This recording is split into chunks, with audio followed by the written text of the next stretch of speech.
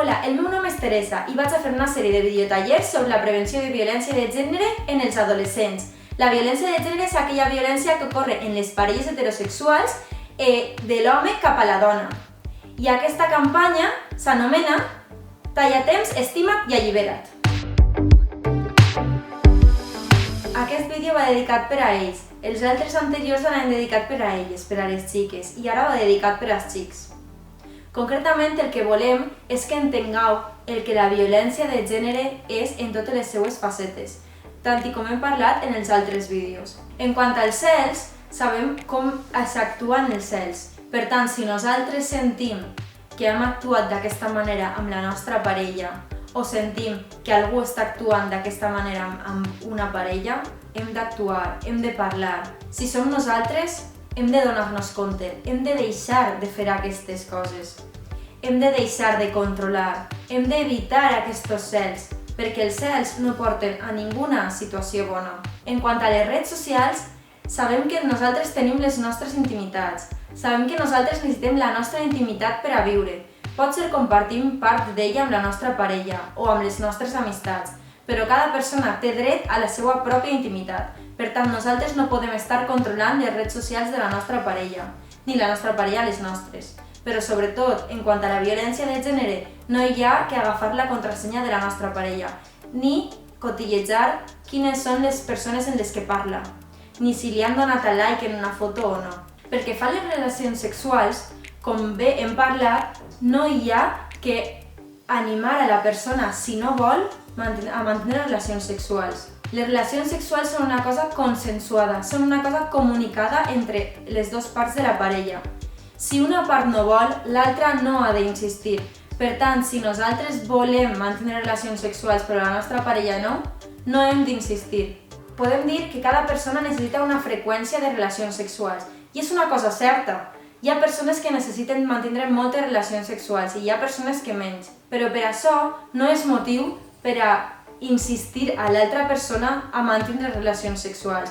Hem de respectar sempre la intimitat i la sexualitat de l'altra persona, ja siga la seva primera vegada, la nostra primera volta, o siga la primera volta per als dos, o inclús quan és la nostra parella i estem mantenint relacions de manera contínua. Si un dia, pel que siga, la nostra parella no vol o no se sent preparada per a començar, no hem d'insistir. Tampoc hem de criticar la manera de ser de la nostra parella, ni hem de criticar la seva manera de vestir, ni els plans de futur que té, perquè ella és lliure d'elegir la manera en la que vesteix. També és lliure d'estudiar el que més li agrada per al seu futur i per a la seva vida. També té una manera de ser. La coneixíem des de feia temps. Ens agradava, ens agrada. No hem de criticar-la. Per últim, hi ha que nombrar les diferents formes de violència de gènere. Com hem parlat, existeix la violència física i la violència psicològica. Hem de veure si nosaltres tenim alguna d'aquests dos tipus de violència, o inclús les dos. Per exemple, si una persona agredeix físicament.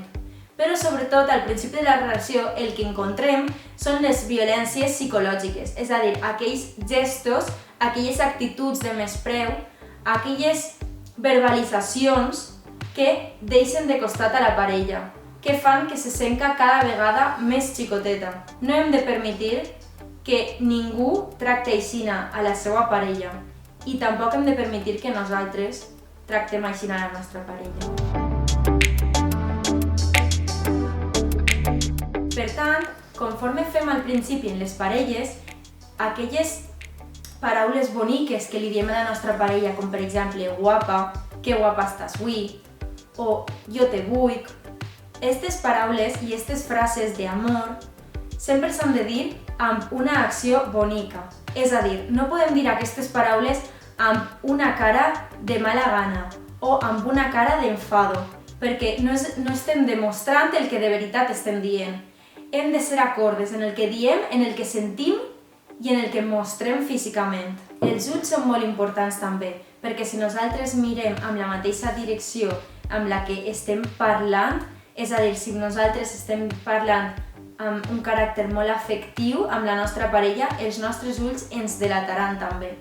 El que no podem és mirar amb ulls de ràbia, amb ulls d'enfado, al mateix temps que els diem guapa o que els mostrem com els volem. perquè és una contradicció molt gran.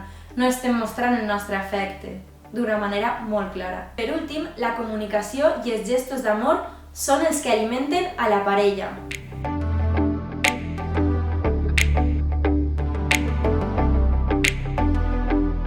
Per tot això, si sents que alguna cosa no va bé, talla temps, estima't i allibera't. Pots contar-los a les persones del teu entorn, a la teua família o a les teues amistats. Pots cridar al 016 o a la Casa Violeta. I, per supost, denuncia. Recorda, talla temps, estima't i allibera't.